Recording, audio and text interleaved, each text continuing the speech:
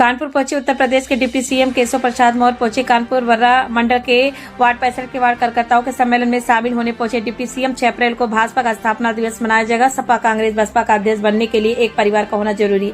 भाजपा में कार्य करने वाला कार्यकर्ता और चाय बेचने वाला पीएम और अध्यक्ष बन सकता है। भाजपा आज भी स्वदेश की पार्टी है तो वो समर्पित कार्यकर्ताओं की वजह से है। सरकार में नहीं है थे तब सेवा करते थे, आज सरकार में है तो भी सेवा कर रहे हैं। 2047 तक देश और प्रदेश में डबल इंजन की सरकार रहने वाली है।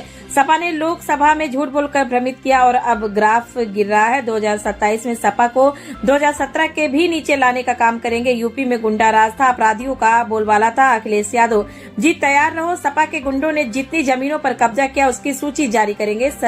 सत्ता सपा के शासन में रहते पिछड़ों का सबसे ज्यादा दमन हुआ था। पिछले वोट का फायदा कुछ माफियाओं और कटमुल्लों को हो रहा था। 100 में से 80% हर बूथ में हमारा लक्ष्य से आगे बढ़े कार्यकर्ता।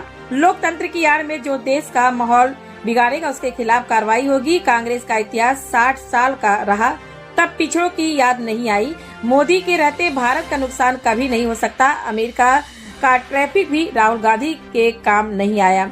कानपुर में रामनवमी शोभा यात्रा मामले में कराई जाएगी जांच, कोई कार्यकर्ता पर नहीं होगी कार्रवाई। कानपुर में शराब ठेके को लेकर हो रहे विवाद पर बोले डिप्टी सीएम, बोले प्रक्रिया में कोई कमी होगी तो दूर किया जाएगा। 2047 तब भाजपा की सरकार रहेगी, सपा बसपा कांग्रेस का नहीं आएगा नंबर। तमाहुर राणा के देश का दुश्मन है जिसे अमेरिका ने लौटाया है। मोदी के नेतृत्व का झंडा और बुलंद हुआ है।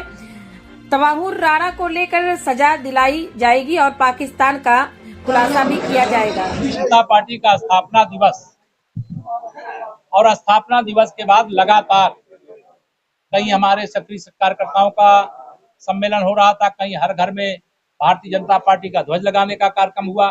अब वार्ड हो, गांव हो, गली हो, वहां संपर्क करने का कार्यक्रम हुआ। लाभार्थियों के साथ संवाद करने का कार्यक्रम है। जो वरिष्ठ कार्यकर्ता है उनका अभिनंदन करने का कार्यक्रम है।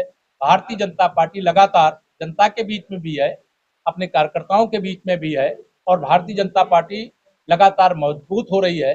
हम 45 वर्ष की शानदार और सफल यात्रा के बाद 46वें वर्ष में भाजपा को लेकर के आगे बढ़ रहे हैं। हम देश के 70% हिस्से इस समय भाजपा और भाजपा गठबंधन दल की सरकारें राज्यों के अंदर हैं। देश में तो हमारी सरकार है ही।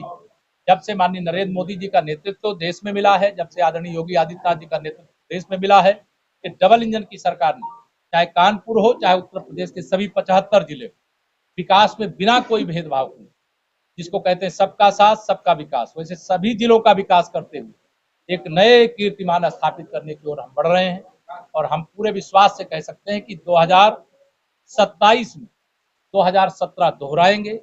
समाजवादी पार्टी को जनता समाप्तवादी पार्टी बनाएगी। भारतीय जनता पार्टी कार्यकर्ता रात दिन परिश्रम करके गुंडागर्दी को यूपी में वापस नहीं आने देगा।